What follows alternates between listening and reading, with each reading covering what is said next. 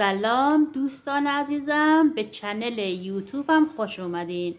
انشاءالله که یک شنبه قشنگ و عالی رو سپری کرده باشین.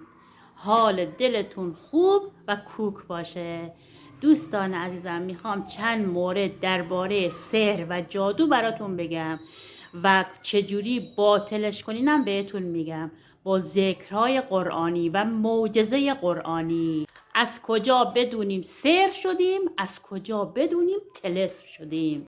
علایمی از سحر و جادو رو بهتون میگم که تو روایتام زیاد اومده. دوچار سردرگمی هستی، زندگیت همش به بنبست میخوره، دستت نمک نداره، هر کاری میکنی کسی تو رو دوست نداره، کاری میکنی کسی تو رو نمیبینه، پیش کسی محبوب نیستی، هر کاری شروع میکنی تا دقیقه 90 خوب پیش میره، بعد یه دفعه به هم میخوره.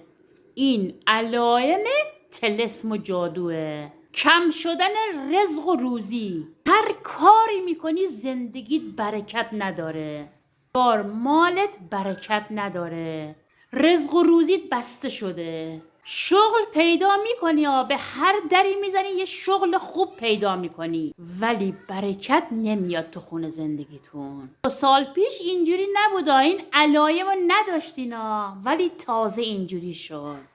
خواب پریشون میبینی، یه چیزی که خدا به ما داد خواب آرومه که تو همونم نداری. خواب خوب حال دل آدم خوب میکنه. کسانی که دوچار طلسم و جادو شدن خواب آرومم ندارن، اصلا خوابشون نمیگیره. علائم سحر و جادوه. دعوا و مشاجره، چه تو خونه، چه تو مغازه، چه بیرون، پارکینگ، تو کوچه، تو خیابون. اصلا علتی نداره برای یه چیز کوچولو دعواتون میشه. یا پات میذاری تو خونه با همسر دعواتون میشه، یا با بچه هاتون دعواتون میشه. حال حوصله هیچ کس هم نداری، هیچی برات اهمیت نداره. قبول دارین طلسم و جادوه؟ اگر کسی این علائم داره درمانش هم هست. درمانش آیه ها و سوره ها و ذکرهای قرآنیه. یکی از بهترین درمان و باطل کردن طلسم و جادو خوندن سوره های قرآنیه. ذکرها، توسلها، اینا همه طلسم و جادو رو باطل میکنن. راهکارش میخوام بهتون بگم، خیلی آسونه. صبح که از خواب بیدار شدی اول وضو بگیر، همیشه با وضو باش. بعد 1 مرتبه آیات الکرسی رو بخون، 3 مرتبه سوره فلق رو بخون، 3 مرتبه سوره ناس رو بخون. اگر میتونی 1 آیه از سوره بقره رو بخون. اسپند دود کن، کندر دود کن، خونتو با گلاب آب پاشی کن. خونتونو با گلاب آب پاشی کنین، دور خونتونو نمک بریزین. نمک هرچی انرژی منفیه از خونتون دور میکنه. سوره یاسین رو بخون، خیلی هم شیرین سوره یاسین. میدونین سوره فلق و ناس برای محافظته؟ حتما اگر میتونین هر روز سوره بقره رو حتی شده 1 دونه آیش رو بخونین. میدونین آیت الکرسی سپر بلاه؟ اگر آیت الکرسی بخونین از بلا در امان میمونین. این سوره ها رو روزانه بخونین. اگر میتونی 50 آیه از قرآن رو هر روز بخون. غم داری، غصه داری، گرفتاری، مشکل داری، استغفار کن. روزی 100 مرتبه استغفار کن.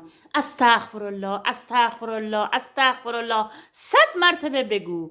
هر روز بگو. صبح که بیدار شدی بگو، شب که داری میخوابی بگو، هر وقت داشتی بگو. فقط بگو ذکر استغفرالله رو. هر جا خسته شدی، غمگینی، ناراحتی، استغفرالله رو بگو. باورتون نمیشه صبح که من از خواب بیدار میشم 1 بار آیت الکرسی میخونم، 11 بار بسم الله میگم، 100 مرتبه استغفار میکنم، 100 مرتبه صلوات میفرستم، 100 مرتبه تسبیحات اربعه رو میگم. تو خونه راه میرم، کار میکنم، همه کارامو میکنم، زیر لب زمزمه میکنم، سوره کوثر رو میخونم، سوره فلق رو میخونم، سوره ناس میخونم، نمک میپاشم دور بر خونمون، هرچی انرژی منفی از خونمون دور بشه. دوستان این کارا رو انجام بدین، خیلی آسونه، خیلی راحته.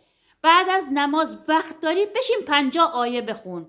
آیه های کوچیک کوچیک بردار، نمیخواد آیه های بزرگ برداری که وقتت بگیره. فقط 50 آیه بخون.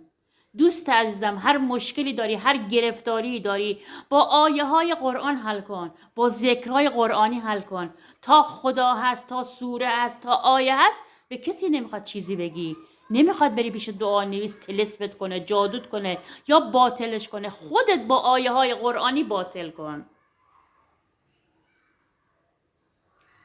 دوستان عزیزم، انشاءالله که امشب شب خوبی براتون باشه. اگر میخوای با آمنه گیلکی همراشی، کافیه چنل یوتیوبمو فالو کنی. التماس دعا به امید دیدار.